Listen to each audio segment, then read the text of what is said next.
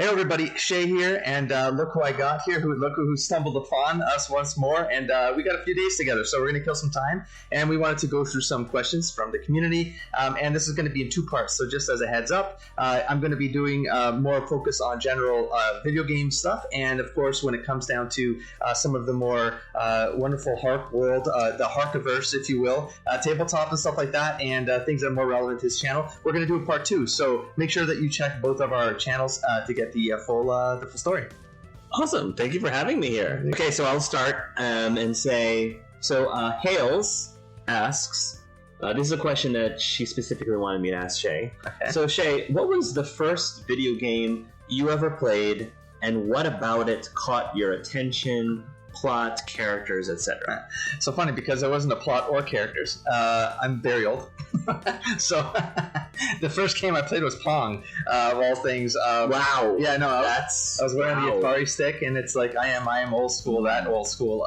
So yeah, I had a one stick joystick. That was my first console, and yeah, from there, I would say if I was to still stick in that reign, though, I mean Atari though, did it really have characters and plot? I'm not sure. I mean, I played Popeye, Miss Pac-Man was a huge one for me. Asteroid was a massive one. Miss Pac-Man was my first. I had an Atari as well. Yeah, and Miss Pac-Man. That Miss Pac-Man, and I think the second one was Space Invaders. Space Invaders, man. That was like the first arcade addiction that I had. Like I was probably 6 or 7. Yeah, I don't know. But then if we're talking about like the last 20 years era, so that there's some more context, some more plot. Yes. Yeah. I would say Mass Effect. The Mass Effect that left an impact for me for sure. Mass Effect 1 in specific was. I mean, all of them were great, but one of them nailed it in all regards. So there you go. Do you prefer single player or multiplayer games, and what appeals to you most about them? So, I mean, for long periods of time, definitely single player. I love multiplayer because I get to play them with my friends, don't get me wrong. Mm-hmm. But if I was to really do some hardcore sit down and play a game for hours and hours on end, it would definitely be single player, just because I don't know, I like to be in control of things. Yeah, well, I don't know anything about that. I like to be in control of things, and so, a lot of the games that I play are those single player RPGs, and it's just easier. I can play when I want to. I don't have to coordinate my time with other people if I'm playing for long periods of time. Yeah. So, yeah, my default is single player. However, of course, I appreciate the occasional multiplayer when I really want to play with other friends. Yeah, people. Yeah. Do you want to share flip flop a little bit with that? Just context. Sure. Do you have any what are your games? I mean, I'm cheating on you. Sorry for that question, but I'm going to ask Hark. Sure. From same sort of question. So, what video games? I'm also old, just like Shay. So my first older game. than I thought, by the way. I figured that out while he was here. I was like, no way, were you? Because I remember watching Hark many years ago when he was still a youngin. A youngin. It turns out the years pass at the same rate for all of us. So. Yeah. No, my first game was Miss Pac-Man, because I had the Atari. Yeah. But I think the other first game that I ever played was Space Invaders. Mm-hmm. And then there was also Q*bert. Oh my god, dude! Q*bert was the third game I ever owned. Yeah. And then I distinctly remember that the one that I loved to play the most, my favorite, even more so actually than Miss Pac-Man, was Dig Dug. Dig Dug was super fun, super fun, because you get to you basically take, if people don't know what Dig Dug is, you basically go around the screen, you're digging holes, so it's almost like you're tunneling through, and there's all these monsters, and the way you kill the monsters is you have this air pump. I kid you not. And you stick the air pump on the monster, and then you blow them up. You just fill them up with air until they go. Oh, that's how you killed them. It was super fun. But really, yeah. So the plot and the characters were really limited. But if we want to fast forward a little bit and talk about last 20 years that are more last 20 years. This is actually more than 20 years, but it was by far my favorite story-driven game of all time is Final Fantasy VI. Final Fantasy VI. You me up on the 6. Not 7. Okay.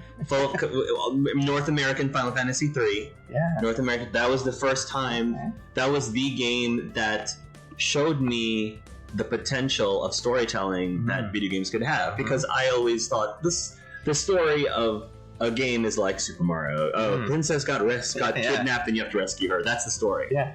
And so even Link, I mean, Link has a story, but it's pretty much save the princess and you do all these different adventures. Not that deep of a story at the time, at least. So then when I did Final Fantasy 3/6, I was like, wow, this is like a movie. Yeah. This is like a TV show series. Progression and development. Character romance. Yeah. Like drama, and like these characters can die, and it's like, what?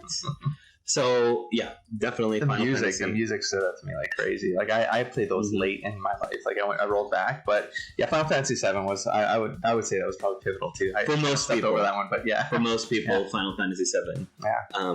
Once they got over the 16-bit hump, I think. Yeah, true. But no, I was a hardcore. I liked Final Fantasy before the rest of the world liked Final Fantasy. Mainstream. 7 was definitely mainstream. Nice. But yeah, so I'll ask you this same question. Do you prefer single players or multiplayer games, and what appeals to you the most? Yeah, I think we have the same reasons there. As single player, just because of that focus, and I can really get into the characters and play whatever my schedule allows for. But I mean, the co-op is something that I started doing a lot more recently now with you and the folks on that we've been gaming with for Borderlands and stuff like that, and I mean other things. But yeah, before that, I mean, back in the old days, it was LAN parties, you know? Like, it wasn't even... I didn't have the online option, but I played a lot of that for Baldur's Gate, Icewind Dale. Like, Neverwinter Nights. Like, there was tons of those kinds of games that... For sure. I mean, then it was the fighting games, right? The Wolfensteins and like when you had the border deathmatch boards. Man, that was a huge. But that was all. People just brought their computers over to a basement and they just wired everything up. I remember LAN parties, like good old StarCraft, the original StarCraft. Oh my gosh, yes. That was the LAN party game back in the day, especially in like high school. Oh my gosh, that was so good. Yeah, cool. And there was a derailment. I was going to go off on there. Oh, it's the. I mean, let's not forget the MMOs. I mean, we're both sort of like we seem to be ignoring a massive like a decade of our life. We'll get to it. I'm sure there's questions coming up that you and I are probably going to see it on that one. Okay, let's do a Kiwi one next. We have: do you have a guilty pleasure game? Games you know have had a bad rep, review, or whatever reason, but you still found yourself enjoying them tremendously. This would be hard for me. Guilty pleasure game. I would need some time to think about this. It's not necessarily controversial. Just maybe it's a low scored game, or I'm trying to pleasure game though. I mean, the biggest thing that pops into my head right away is many people didn't like Mass Effect Andromeda, but I thoroughly enjoyed it. I really enjoyed it a lot, and I wish I had played it already. A good one. And I guess maybe I'm just blind, or I'm not like super like picky about graphics as much. But I mean, there were a lot of complaints about the graphics look terrible, the characters look terrible, and blah blah blah. And I just never saw it. Like I never. Maybe I'll look at videos and people will like really point it out. But I'm like, while I was playing the game, 100%, to be honest, I didn't notice it at all. That wasn't what I was focusing on. I was focusing on the story, the characters. Yeah. I wasn't focusing on whether or not their animation was great, because for me, that's not why I play a game. So. I'm gonna maybe slightly cheat a little bit. I mean, my first one was like really old game, like a Leisure Suit Larry or something like that. Like when I was too young to be playing a game like Leisure Suit Larry, which had R-rated, 8-bit R-rated. But I mean, if I were to cheat a little bit with that Andromeda, but not quite Andromeda, but I'd say Cyberpunk. I would say most recently.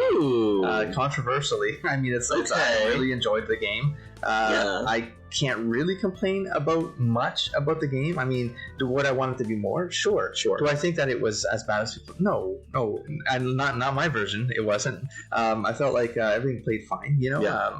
I wish some things might have been a little bit different, but they didn't ruin the experience for me. I actually want more of the experience. I want more of this world. I want DLCs. I want to go back in. So yeah, I mean, Cyberpunk is up there. Yeah, there you go. This, I think, is going to be a fun question to answer.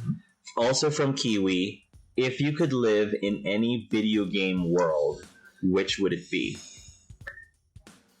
Damn, I thought I had something in mind. I have one if you want me to answer. Yeah, first. Go for it. Okay. So I have an answer and an honorable mention. Okay. So let me start with an honorable mention.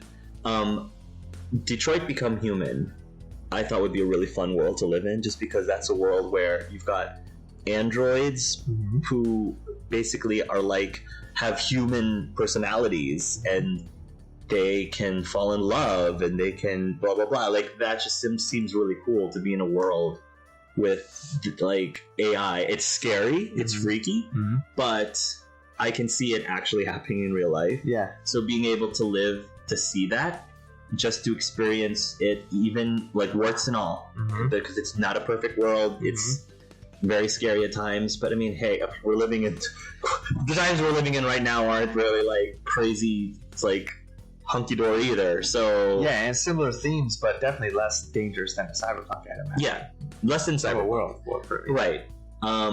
So, because I mean, most other video games, as I go through the list, I'm like, these are really dangerous. Pokemon World sounds fun, but I'm like, there's some scary Pokemon. Charmander on the couch setting it on. Yeah, this is like, it's not. So many Pokemon are like whisking children away, and I'm like, I don't know if I want to live in that world. As appealing, as cute as Pokemon can be. So yeah, I mean, even like Super Mario, like we're living in a world where Bowser's like Koopas are like killing people, and it's just not. So my real answer is Kingdom Hearts, because I love Disney. Okay. I feel like Disney tends to be the less dangerous. I mean, of course, dangerous things happen and characters do die in Disney, but come on. If I had the ability to one day hang out with like Woody and Buzz from Toy Story, then jump worlds and hang out with Flynn Rider and Rapunzel, and then jump into another world and hang out with Elsa and all those other people. Like, that'd be amazing. Just being able, because it's basically cheating, because I'm basically living in multiple worlds. Right. Monsters Inc., Big Hero 6. Yeah, there's so many things to explore in Kingdom Hearts video game. So I'm going to say Kingdom Hearts. Okay. I'm going to say possibly maybe a safe-ish answer as well. City of Heroes. I mean, back in the day, I mean, it's standard. It's City of Heroes. I mean, the world is recognized for having a bunch of heroes around, so maybe you end up one. But you're always safe, even if there's like gangs around and doing stuff. But you can always see heroes flying around, and you can always live in the world where you can look at people to look up to and inspire you and stuff like that. I like that. So there you go. That one came up. Thank God. Yeah. I almost left it hanging there, Kiwi. So the next question comes from Callista. This one's more directed at Shay, but she said I can answer it too. Okay. So she said, I've got one question to ask, and it's actually a question that Shay has already answered. When Shay interviewed for Pokemon Spectrum, you, as in me, asked him what Pokemon he would be if he was a Pokemon. And at the time, Shay answered with a Digimon. Cheated. Sorry? I cheated. You cheated. No. Was it Agumon? No, the wolf. Gabumon, right? Oh, Garo. The wolf version. The wolf. Yeah, yes. Garurumon. Yeah, Garurumon. Garurumon.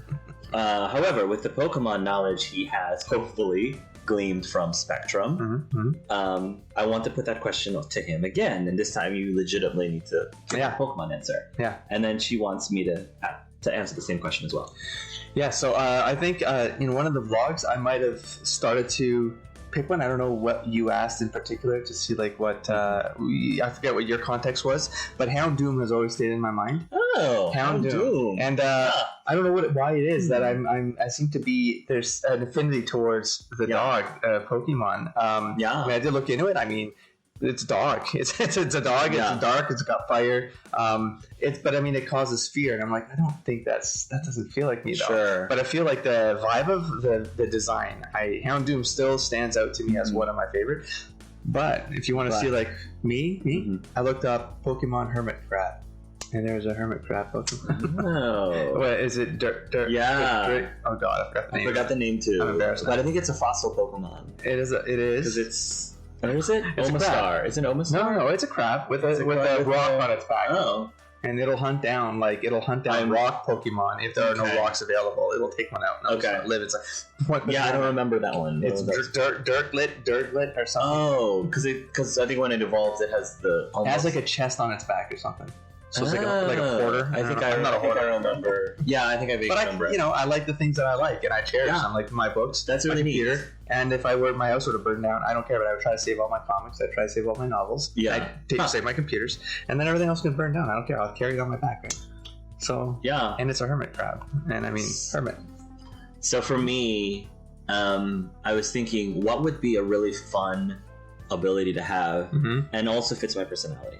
So this sounds like a cop-out answer, because I think this is the answer that many people give as a cop-out for if you could have any Pokemon, or what Pokemon would you want to have? And many people might say Ditto, because it's like, if you have Ditto, you can technically have any Pokemon, because you can transform into virtually any Pokemon. And I feel like the rules are, you can only transform into a Pokemon that it currently sees, which is fine, because I'm going to say Ditto, because not only do I think it'd be cool to have the ability to transform into any Pokemon that I see, but because I'm a very extroverted social person, I feel like that would make it easier to instantly bond with someone if I could like transform myself to match their form. Wow. Because otherwise, if it's another Pokemon, like sure, Pokemon would be perfectly okay like talking to another Pokemon, I'm sure, of a different species, but if I can actually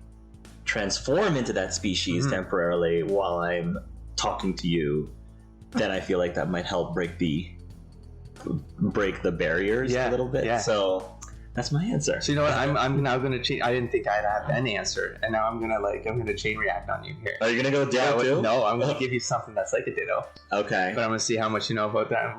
You want to know if I know Pokemon more? I do. Okay. Pokemon that has a unique power that is kind of like a Ditto. Okay. Oh, but can like change into a shadow version of itself? No. But it can copy a move. Okay. It can copy a move.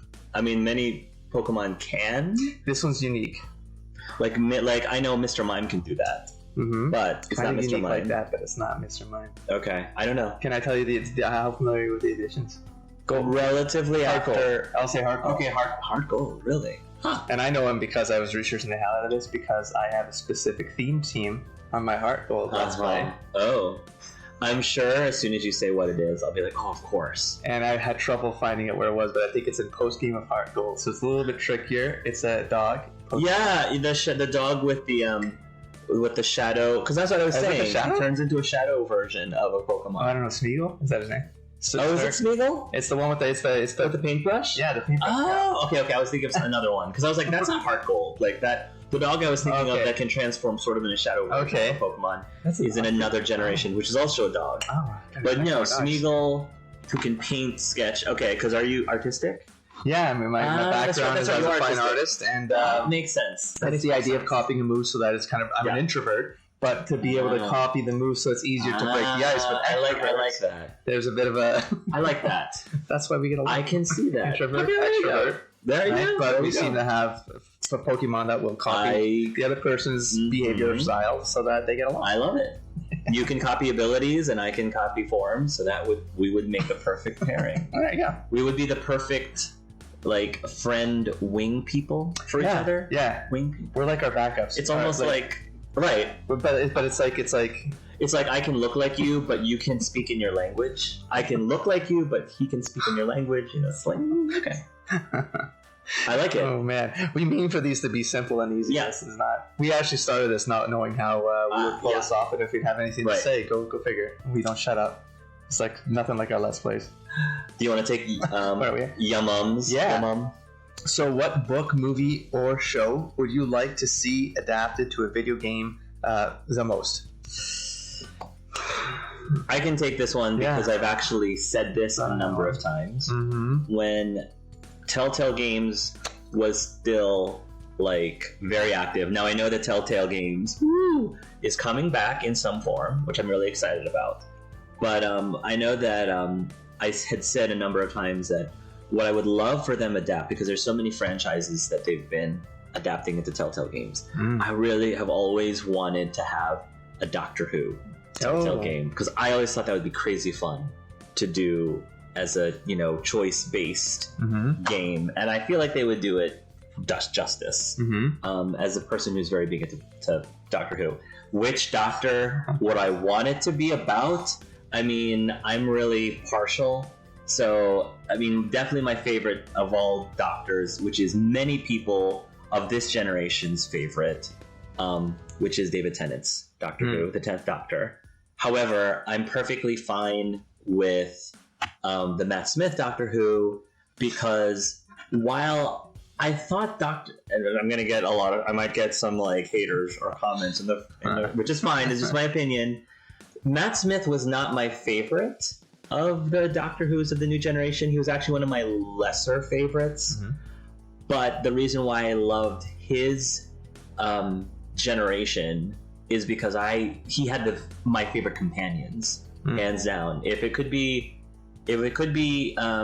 Matt Smith with like River Song and or Captain Jack Harkness, I would be like set. I would be so happy and set with that. But that's me. I have a confession to make. Have you never watched Doctor Who? Which is fine. I love that this is what this is turning into. Have you never watched I'm judging you so much right now. No. This is all your faults.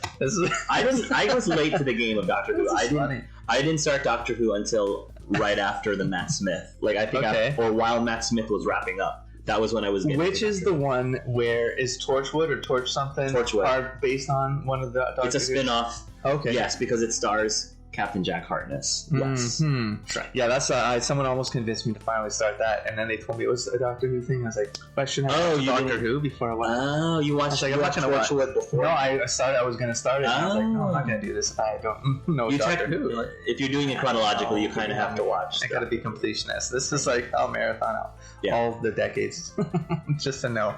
But anyways, yeah, so what would I do? This one's hard. This one is hard for me. I mean, the easy, I feel like it's a bit of a cop-out, but I really want it. It's Ravenloft or Planescape. I mean, it's a tabletop games, but more video games of those particular tabletop franchises. I know in the 90s, like there was a bunch of big ones, but Dark Sun got a few games. So did Ravenloft, but it wasn't that good. Planescape got one, of course. Torment. But then everything just died. And I feel like there's a lot of opportunities with that franchise for it to be something more. So so it's a kind of game that I want more games of. But tabletop, yeah. So I don't know if they'd be able to pull that off. It's Dungeons and Dragons, so I mean I don't know why they couldn't. I know Ravenloft is starting to get another kind of a new life. So we'll see if it turns into something. Okay. Let's skip this one because I think this is one we're gonna have to think about. Oh my god, this is its own video. Yeah, this will be its own video, but just in case. So just in case. Let's move on to Love Sniping, because Love Sniping has a bunch of non-gaming related questions, which I think will change things up a little bit. So one of their questions is, if you had to pick one city in the world to live in, where and why? What city? I mean, I'd go back to my home birth town. I'd go back to Portugal. Aveiro is where I'm originally from, and anywhere around there. Most of my family is there. My extended family is all Portugal, and so yeah, that would be just great weather. It's the perfect balance of weather and family and food. Everything's a good price. You eat a lot, but yeah, that's mine. I told myself that if I was forced to move into a different city, I would still want to be in the United States, and I would want to be on the West Coast, actually, because I think I would love to be on the West Coast as well. Yeah. And I would say San Francisco is probably my favorite West Coast city. Like, Los Angeles is great and all, but I didn't like it. You didn't like it? Not a lot of people, especially people who are not big city people, don't tend to like Los Angeles as much. But I like San Francisco because, you know, the weather is relatively nice. Relatively. There's... it's definitely in an area that... I think Pixar's there too. Like, I've always wanted, that's been my dream job, to work for Pixar, or at least something in that realm. At minimum, I'd like to believe I can get a really good like tech computer engineering job, hopefully, with that are just as awesome as Storyblocks, my company, which I love. Storyblocks. has that West Coast vibe of a company, kind of.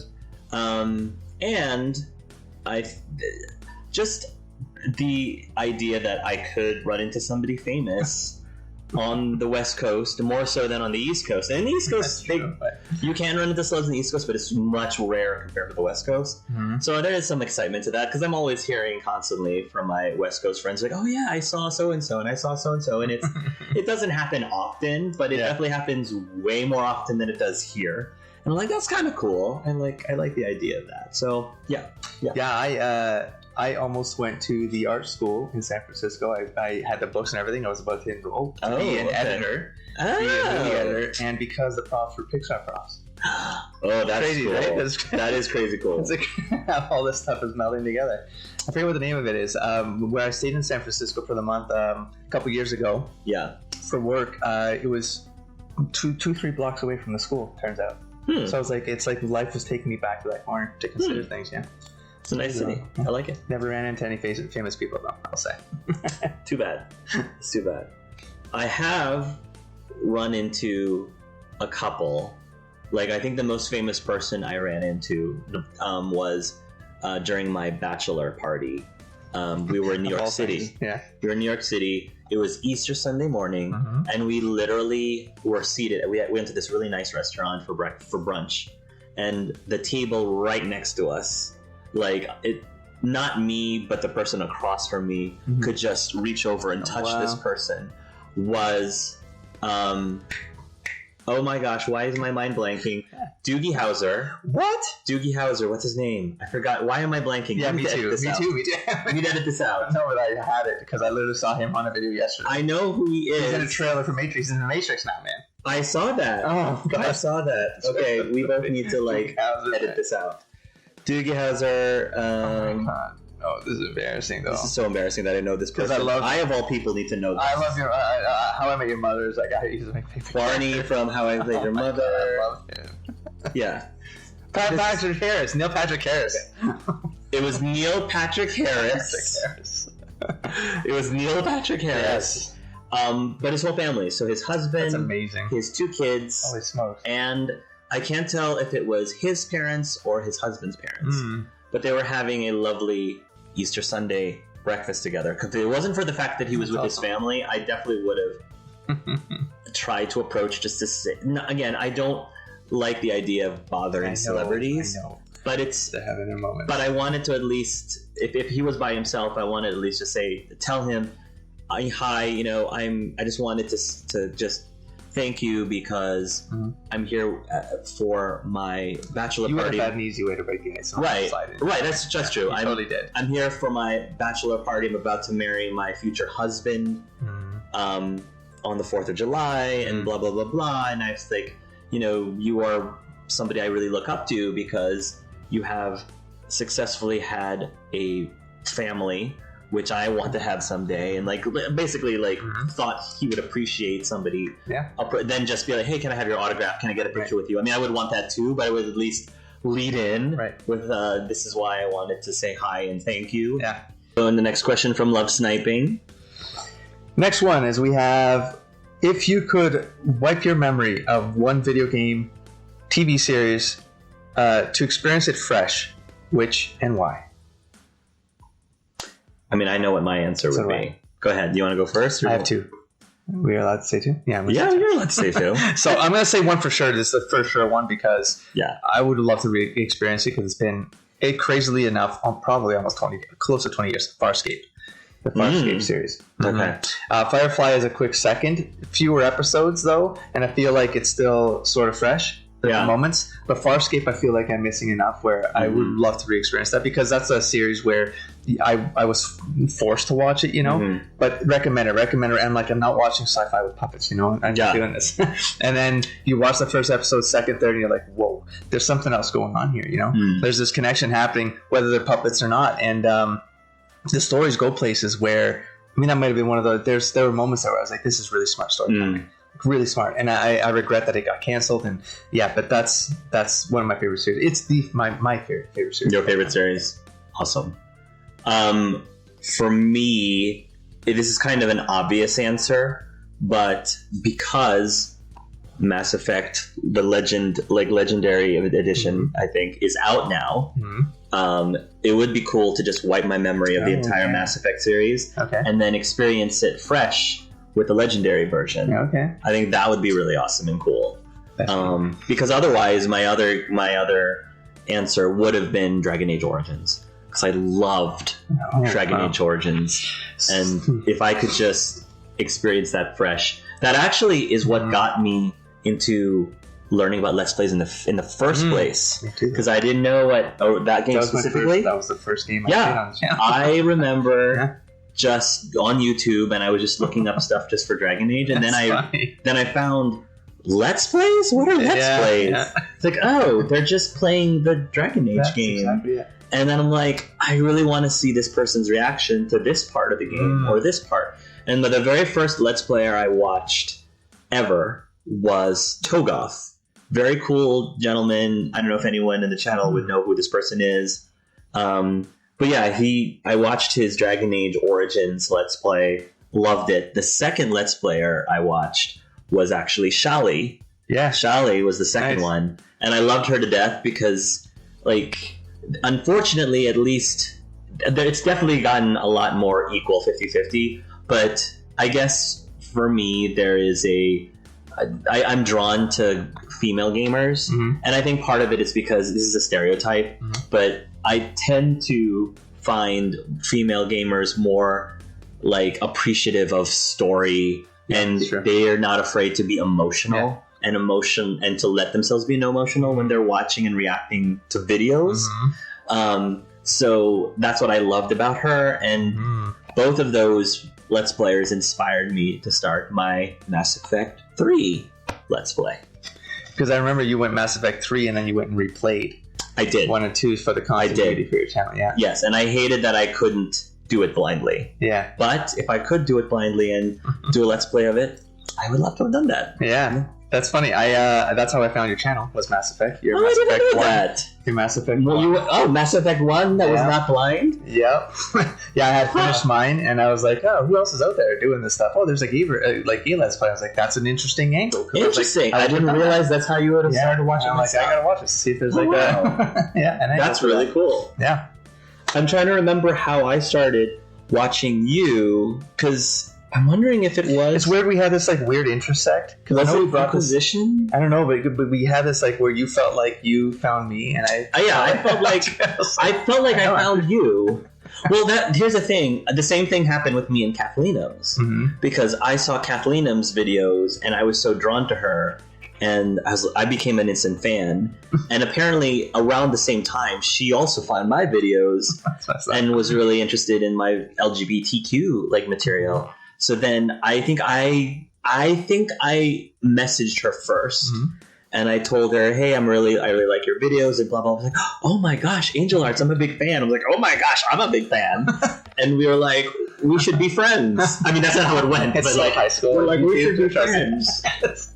But I think what it was. Oh, what really got us? I remember what it was. What really got us to bond. Me and Kathleen is. I know we're going on like a tangent, but I mean, this is what happens. This is what happens. We go from the tangent. Let's play real life. She messaged me because this is when she was about to come out of the closet. Because I had no idea that she was LGBTQ. So I found it really touching that she reached out, and we ended up talking, messaging back and forth. And that's how we became friends. And then you and I, do you remember how you and I started like really becoming friends or started talking? I don't remember, because I auditioned to the Pokemon campaign was my first, like, I kind of just threw myself at something. Was that before or after we were playing Borderlands? Did you play Borderlands first, or did you do Pokemon? Pokemon, I think it was Pokemon. You did Pokemon was first, and then we did Borderlands? Okay. I don't know, man. We have to check all our dates at this point. It's been, I mean, it was at least 5 years ago for the Mass Effect one. Like, because I would have been done the Dragon Age Origins, and Pokemon would have been the second year in, so maybe 2017. Well, was it your Let's Play of Inquisition that I started watching? I'm wondering if it was your Inquisition that I started watching that led me to your channel. No, that would have been way too late. We would have been on the last Borderlands game, I think. So what was it? It couldn't have been maybe Mass Effect, was it? Maybe it was Mass Effect. I don't remember. I feel like it would have been a Dragon Age or something. Like Maybe Origins? Or yeah, Dragon Age I feel 2? like you would have been commenting on the Origins or something like that. Yeah. Anyway, what was the question again? Oh yeah, wiping your memory. Okay. Let's refresh. We got another one from Hales. We got, what video games genres, if any, don't you like? It seems there are many sci-fi and fantasy games in your background. Oh, this one's for me specifically, but I can float, of course. But maybe not many thriller horror. You would be correct. You're very correct for both of us. You'd be correct.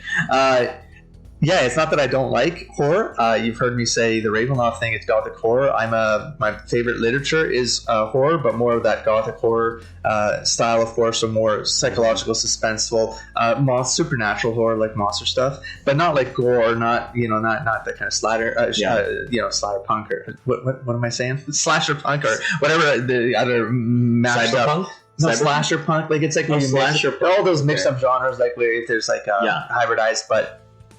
In general, it's more the very slow paced stuff, the stuff that gets you thinking. Like it's about psychology. It's about characters going through some sort of identity crisis. Like I like that about reading experiences and running games and playing with that philosophical side of things.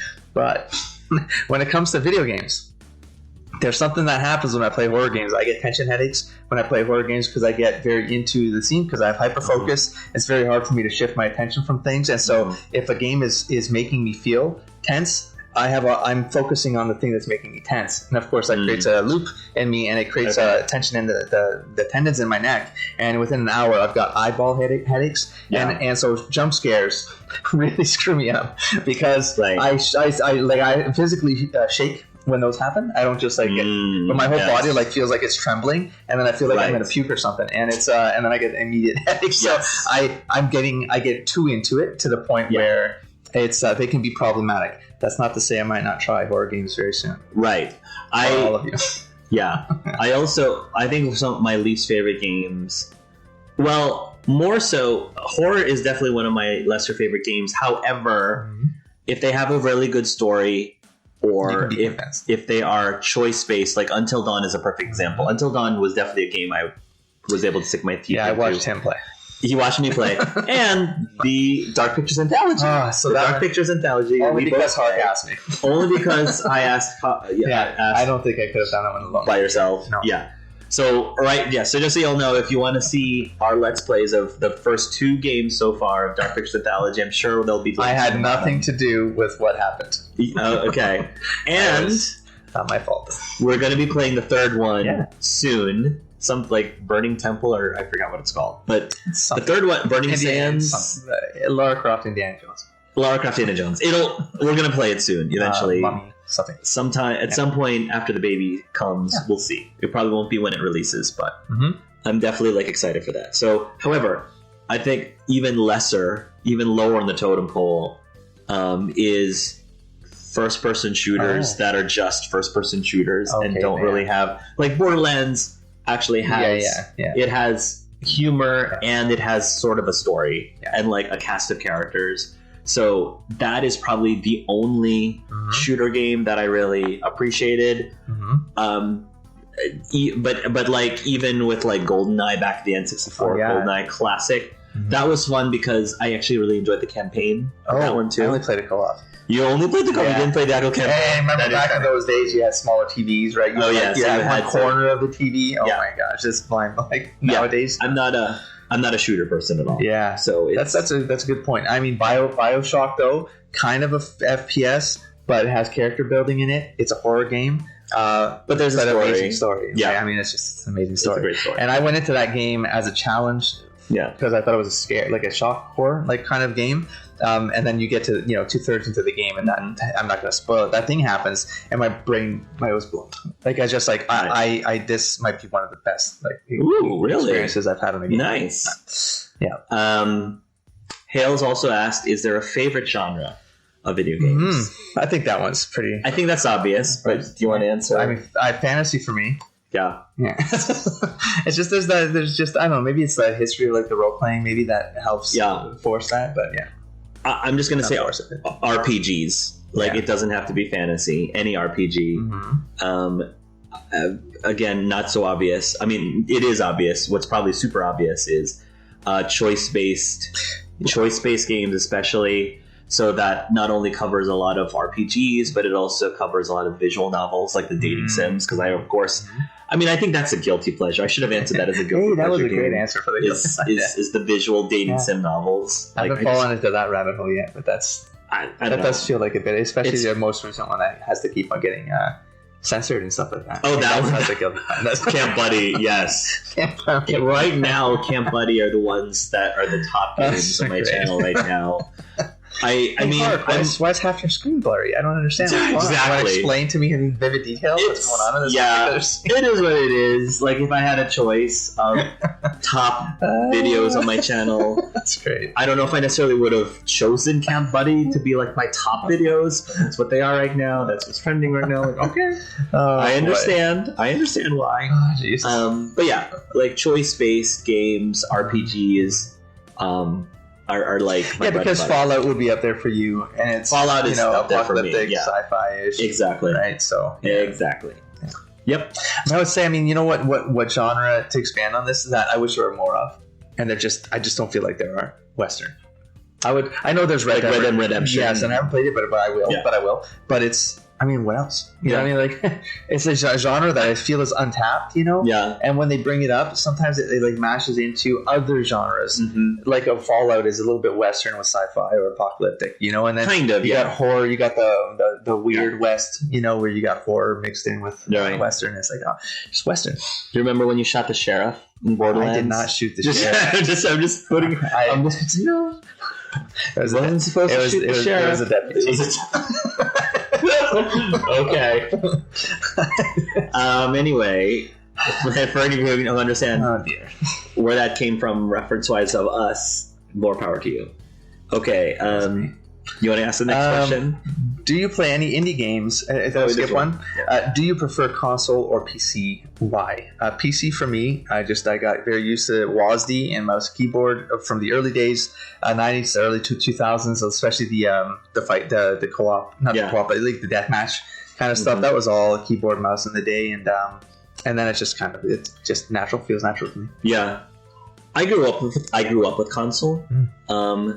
The only reason why I almost predominantly play PCs is because I do Let's Plays, and it's so much easier for me to record from a PC than from a console. But other than that, I really do enjoy both. Like, if I wasn't doing Let's Plays, I'd be doing way more Super Smash Brothers. I'd be doing way more Links. I would be doing way more Pokemon.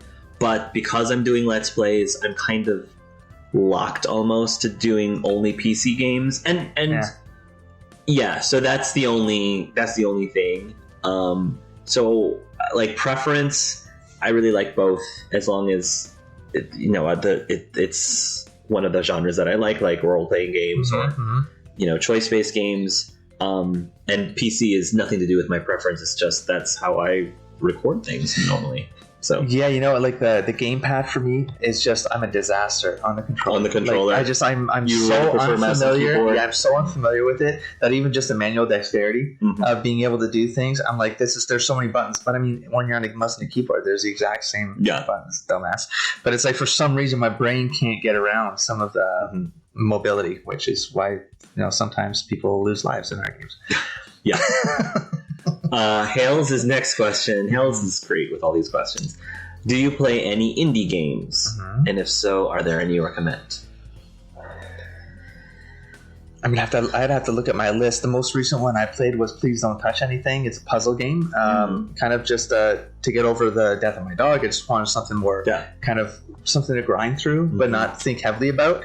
And I didn't think I could play anything after, I was having a hard time with that one. But I played that game, and I thought I was like, I'm just going to do it for 2 hours for sleep or something like that, something like that, And I started the game at 11 at night. Yeah. 12, close to midnight, and then it was like sunrise, And it was a game where I was like, I had to find these puzzles out. I had to figure them out, and it started to unlock just the joy of just tapping into something. And it was such a simple design. And when we say indie game, I mean it's one screen, but just stuff you can click on, and stuff will happen, and stuff will unlock, and you'll learn new things, you'll find new things. And it was a bit of a rush that I never expected. So that's I think indie games offer things like that where I recommend people that when there's those Steam sales, especially or humble bundles, there's a bunch of them in there. Just grab a bunch. They're a few hours, and you support indie studios. And usually you'll find some nuggets in there that will inform what you might enjoy out of a better. Let's not. I shouldn't use that word, but like a double A or triple A game, right? Like stuff you should be expecting from the bigger studios. I think indie games are the best place to inform that. I played a number of indie games on my channel, and I think the one that I would recommend the most, which actually is a game that I was talking to Shay about as well, and recommending him to Let's Play it at some point. I believe this is considered an indie game, is Enduro, which is the fan-made mod that's actually its own standalone game with incredible production value, which also, the really incredible thing is it's got a music score, it's got like a huge, like long gameplay of a story, and voice actors, very well done voice actors, for free, pro bono. So yeah, it definitely was by far the best like fan-made, and then that's about as indie as I think you can get. And I've had the beautiful pleasure of interviewing not once but 3 times, 3 different videos, interviewing Nicolas Litzau, who was the head writer of not only the video game but the novel that he is writing, a series of books based on a character from the video game. So if you're interested in seeing Nicolas Litzau's videos, interviews, I have them down. I'm sure they'll be down in the comments below. We've become, pretty good friends as well, which is great. I love him to death. So Nicolas, if you're seeing this, I love you, man. So that's what I would recommend. Do you want to give the next one?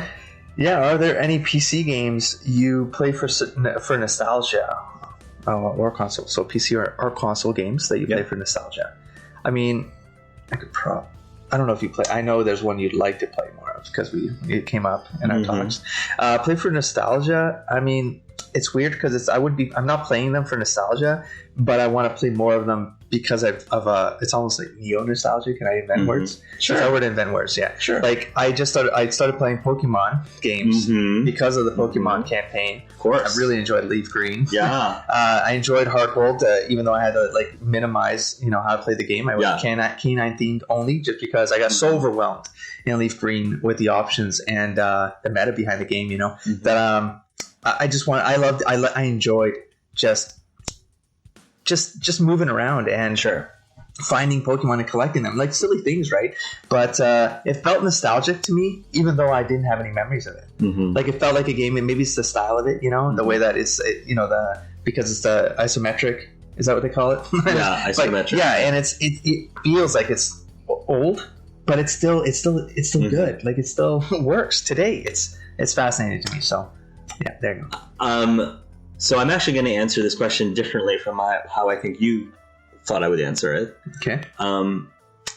If I had the time to play games from nostalgia, at the moment I don't, because if I do have free time, then I'm going to be spending it playing current games. But if I had the luxury of being able to play a bunch of games for nostalgia purposes, it would be the old school Mega Man series. What? I love Mega Man. Was one of my top favorite. Oh my God. Such a hard game. It is a hard game. Destroyed me. I couldn't play any of those. But rage. But I mean, my brother and I those were our games during the time, and we were able to beat them. So, oh my God! So it wasn't. Wow. Yeah, I mean, we played the snot out of the Mega Man games, and I was really happy that I got back in with GameCube. They had Mega Man anthologies where they like remastered a lot of the old school Mega Man games and just brought them back, and that was like not only the actual gameplay and game itself, but just the music. Like the Mega Man games for its time had some killer amazing music. The first Mega Man game I played was Mega Man 2, and there's a whole bunch of bands that do remixes that's awesome. of like many retro games, but Mega Man especially. Like when I'm working and I need to have something playing in the background, I'll put on these bands that play and a lot of them. That's amazing. The Mega Man, I feel like Mega Man 2 is like seems to be a favorite soundtrack for people to play because it's so good. Wow. As well as I think even like the main intro of both Mega Man 2 and I think 3 was my favorite Mega Man intro of all time. But yeah, whenever I play Mega Man, it just takes me back. I'm like 10 or 12 years old again.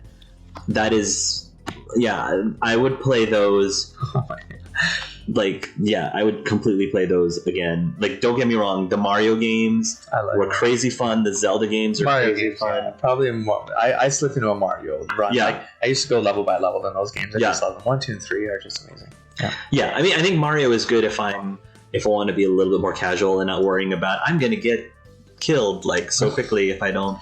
Not if you get 99 infinite lives. Through. Off that turtle on that stairwell. Yep. So that's how I'd answer that question. So, I watched, I'd segue. Not segue. Derailment.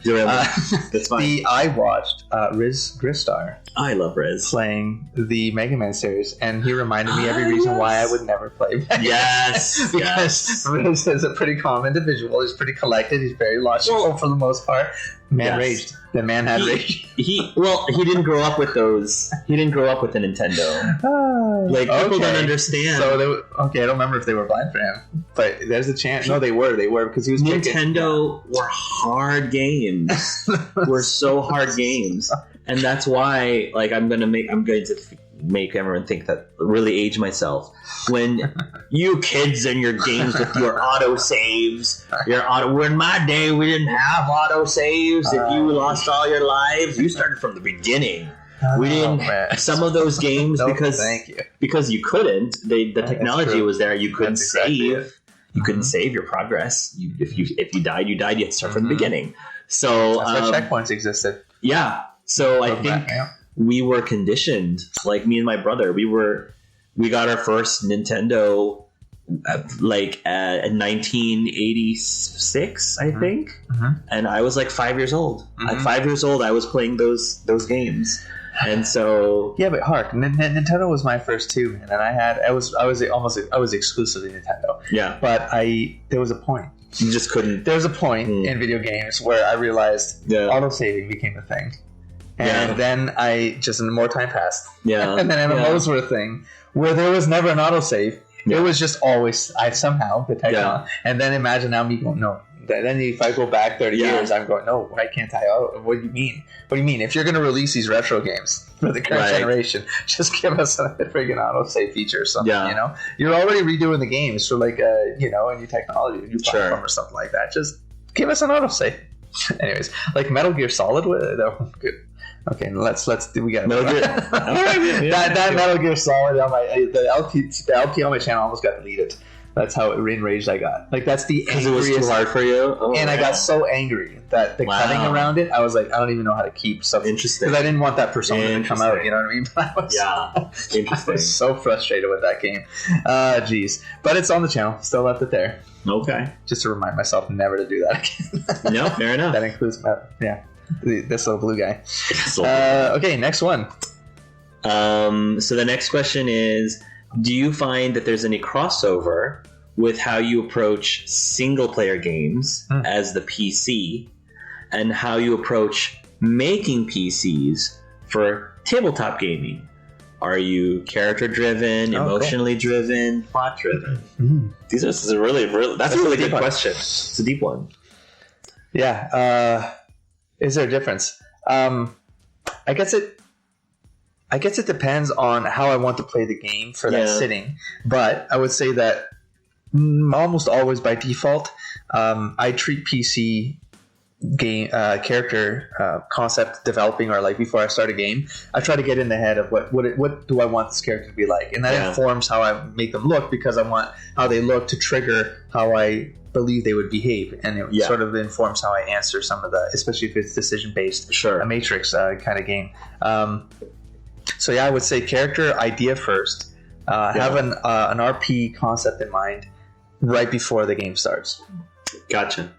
I do approach them differently because if it's my PC that I created from scratch, I'm definitely more character driven because I have a heck of a lot more freedom in actually controlling their actions and how they respond to things than I would even from a choice-based video game. Because even a choice-based video game, there's limitations on what you can or can't do, say, blah, blah, blah. So when it comes to single-player games, and we were talking about games like Life is Strange, for example. Okay, I see. And many Telltale games. All right. Sometimes most of the time, I don't play as if I was the character per se. I tend to play as if I was a disembodied spirit that was guiding, nudging, influencing the character to get them to behave in ways that I would like them to behave, if that makes sense. Yeah. So, because like we were talking about Life is Strange and how it was very hard for me to put myself in character as Maxine because, again, I understand that Maxine is like a middle school or early high school student, and I at the time was like in my mid-30s, and so of course, like we would have some disagreements on how she handled certain situations and what her motivations were. So the way that I role-played my way through that is I'm not role-playing as Maxine because I can't connect with her in that way. But if I was this disembodied spirit that was guiding and trying to push Maxine in different directions based on my dialogue choices that I had, that's how I approach those characters. That's interesting. Yeah. You still separate. I separate myself. Yeah, I had a concept for Maxine. I definitely felt like she connects to a lot of the stuff that was me in her time. So I did actually connect with her at her age, kind of going through the same thing that she went through. Yeah. Not for photography, but other kind of art-related, studies. And then even in post-secondary and stuff like that. Yeah. So I had the same, and she was kind of... She's not an introvert, but she sort of is. She kind of is. She is. Yeah. But she'll get around and she'll talk to people. Yeah, she will. But she's so even her personality and psychology type, I think, aligned. And so I'm kind of, but I did try to think of it. Yeah, what she would do. Yeah, not what you would do. Yeah, I still kind of go, look. I feel like I'm connecting enough with her that it's maybe an automatic transfer of my identity into hers. And then, but I still want to make my decision based on. Yeah, but this is Maxine. Yeah. I can that makes a lot of sense because I did not relate to her in this because I was not like her at all in when I was her age. Our priorities were way different. Our personalities were way different. Our motivations were way different. And I think I was seeing myself as this is my character that I'm trying to take care of, and I'm trying to get her to a certain point at the end where she is in the best possible position to be happy, to be successful, blah, blah, blah. Or just to be in the best place that she could possibly be. And so I'm trying to help her make these decisions and choices because I am invested in her character and I want her to succeed. And the only way I feel like I can do that is when I'm thinking for myself and not as her. Does that make sense? Wow. Yeah. Yeah. So that's how I approach it. Yeah, interesting. I didn't separate the single player games. Yeah, I was still in like the RPG mode. But no, it's like even in single player games, like if you're playing like a Geralt, in Witcher, I mean it's your Geralt. Yeah. You're still making decisions, but it's a Geralt. Like I feel like I'm a little bit more disconnected from that kind of experience. But when I make a decision in Witcher, I still go, "This is my Geralt." Yeah. Right. And so I have my idea of what my Geralt is going to be, and I will stay true to those rules through the game, just because I want that consistency to play out in that narrative. So, but very good question. Cool. Awesome. So we have a question from Tiffany Floyd, and it is: what is your favorite video game? Video games. We're going to just start listing stuff off. I don't know if we have like a top way of doing this, but let's do one each, and let's go back and forth until in no order. If we struggle, we have to in no particular order. Okay. I mean, Mass Effect. Should we say the trilogy? I'm just going to say the trilogy. For me, it's the trilogy. Mass Effect trilogy. Yeah. Dragon Age trilogy. Dragon Age trilogy. I mean, those are obvious for the both. Okay, so hold on. So then now let's do something a little bit different here because this can get really broad, and that's kind of key. So if we were to go, let's start with Mass Effect and go. Now, if we have Mass Effect 1, 2, and 3, we split them up. How would you rank them? It would be 3, 2, and 1. 3 at the top, 2 at the middle, 1 at the bottom. Yeah, I would say that. I'd go 2, 3, 1, maybe. 2, 3, 1. I can see 2, 3, 1 as well. Yeah, I think 2 for me left like it impacted. They did something. I'm a pretty cold-hearted individual, but there was moments with characters where I definitely got that feeling where I was like, well, this is uncomfortable. Like I don't know what this is. I don't know what these feelings are. Is this what it's like to be a human? And then it's so this is I think that was 2 for me. I love 2 a lot. The suicide mission in general was beautiful. And the soundtrack, beautiful. I say 3 just because it was little things like more interactions with Joker. I love Joker. I love Seth Green. I could actually romance Kaden. Like that was huge for me. Yeah, sure. I couldn't do that in the first 2. So that, as somebody who cares about romance in games, that was a big selling point for me in 3. And so I think those 2 alone, plus like the Citadel DLC, which I thought was the best BioWare DLC I've ever had. By like, it's no competition. Those 3 things were what made it the best for me. Yeah.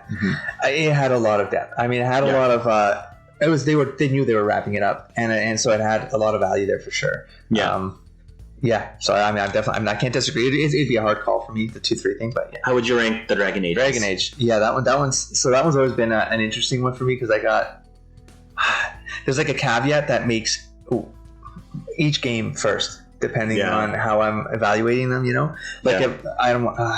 If I evaluate like from an experience perspective, like the depth of it, of course, Inquisition, but it's like it's the meatier game in the sense of how it's composed, how the narrative is like. It's more controlled, But then when I think about from the meta perspective, the fighting, the mechanics of the game, Dragon Age 2, and then when I think about just the impact of the game, Origins. Like it's just I had never experienced something like that with decision making and stuff like that. For me, 2 is the obvious third place for me.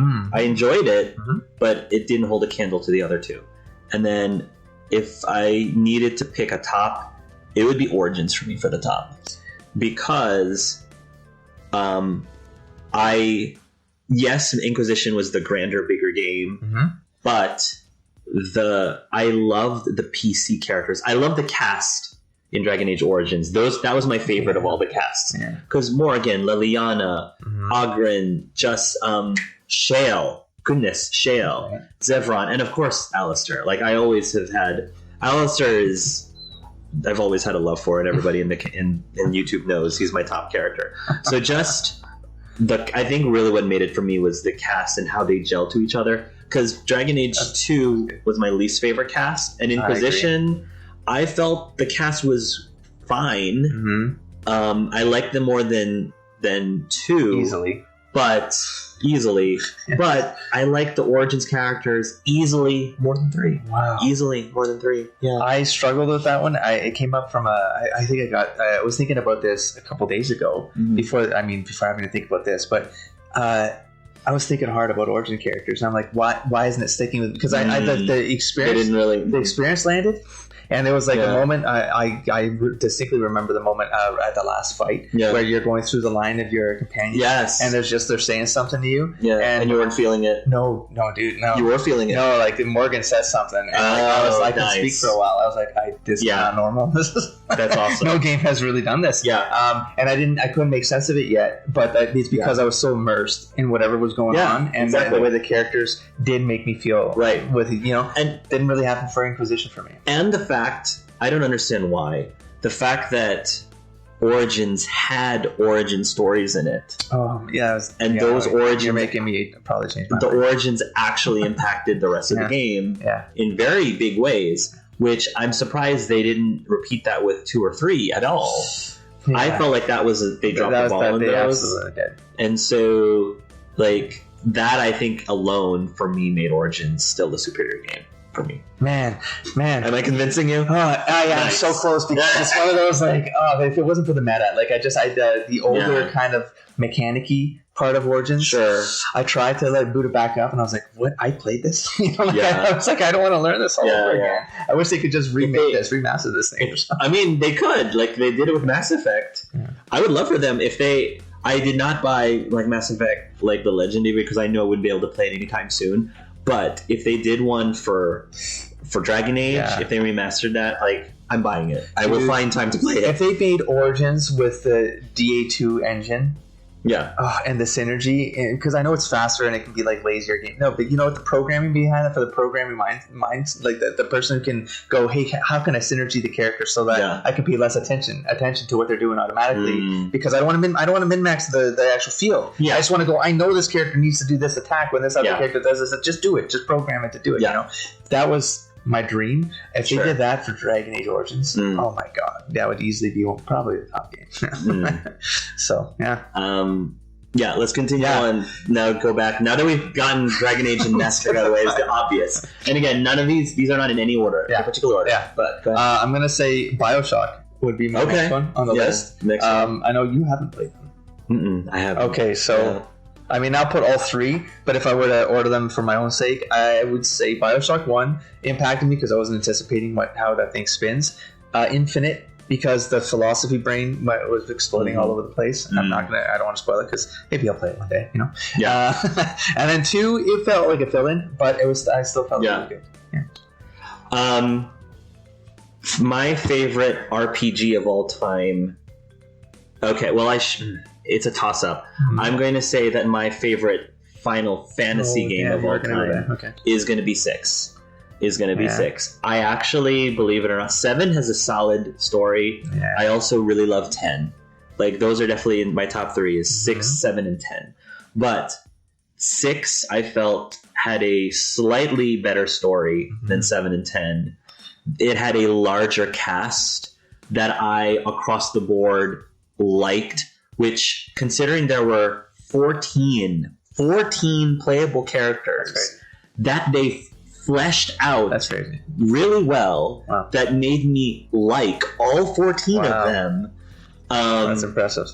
And some of those 14 could live or die, depending on things, and that, of course, changed the ending. Oh, yeah. So, cool. and I know I have to play that one. I know that a lot of people also like 5. 5 also had a really great story and cast. But 6, man, just the sheer fact that they were able to give the 14 characters pretty much across the board a really great like attention and story, and there were just a lot of things, mechanics in the Final Fantasy VI storyline. Like, anyone who's played the game will understand what I'm saying when I say the opera part. The opera part was game changing for me. I'm like, this is amazing and so creative. I love how they did this.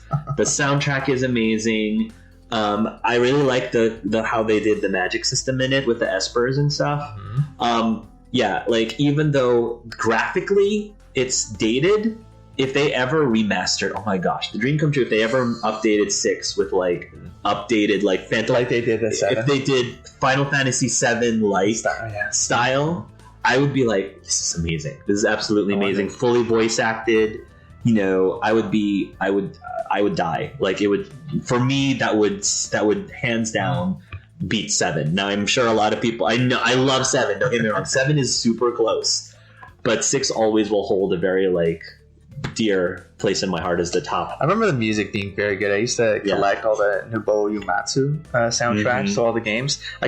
Before I played Final Fantasy games, I played 7, and I was like, "What is this experience?" Like 97, maybe 97 and 99. I forget when. But it's then I started looking into the music because the theater buddy I had it was in our gaming group. They pulled me into a theater play last minute. I had 2 weeks to kind of learn a character and go, and he played sort of like a bum on the street in front of this apartment, and he would play a sax like in the performance, but he changed the music every time. That's cool. We did the show, you know. He would always be playing music, and I'm like, "What are you playing?" And it was Final Fantasy 6. I love that. He loved Final Fantasy 6. It was his favorite game ever. It also had by far the best ending of all the Final Fantasies because, again, without giving too much of a spoiler, the ending, they focus on each character individually at the very end, which they don't really do in any other game, and they do it in such a way musically. Again, if anyone who's played the game, they know what I'm talking about. They do it, they thread in such a way musically that's just like, oh my gosh, how this is a masterpiece. So such a, in my mind, like the perfect Final Fantasy game in my mind. Wow. But nice.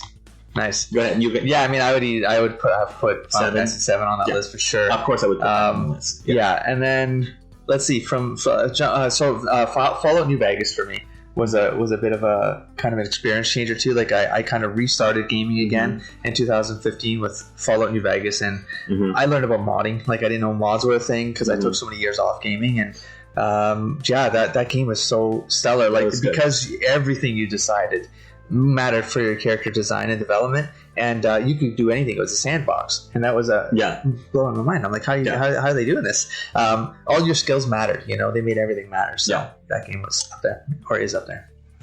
Favorite RPG of all time, or I'll call it JRPG. Favorite JRPG of all time, hands down, Chrono Trigger. Wow.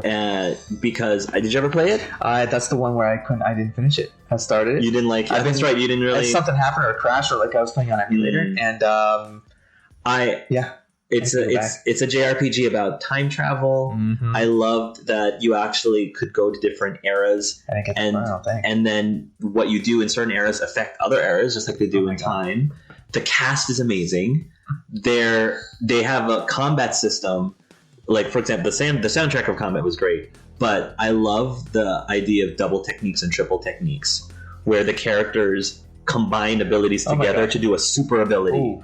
And they each... That sounds awesome. Like, it was amazing, awesome, and I don't understand why no other JRPG, because it was Square, or Squaresoft at the time, Square Enix. I don't think they've ever done that with any other game since, except for Chrono Cross, and even Chrono Cross, I did not like Chrono Cross really all that much, because... They jam-packed all these, like, 50-some characters, or something ridiculous, like 48 characters. Oh my gosh. But because they jam-packed with 48 characters, they weren't fleshed out. Okay. And which one starts with the parade?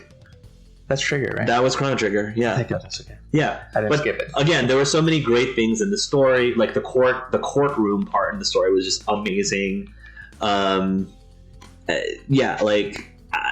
Again, in my eyes, a pretty flawless. It has a great twist in the middle, which I'm not going to spoil to you. That was super bold and super risky, and I was like, I can't believe that happened. Wow. Why would they do that? And then the payoff is like, oh my gosh, of course that's why they did that. That's amazing. I love how they did this. That's awesome. So, I gotta go back. I think you should, especially if they remaster that thing. That'd be amazing. I would love for them to do a remaster. But it's anyone who's played the game knows what I'm talking about. You need to remaster this game. But anyway, go ahead.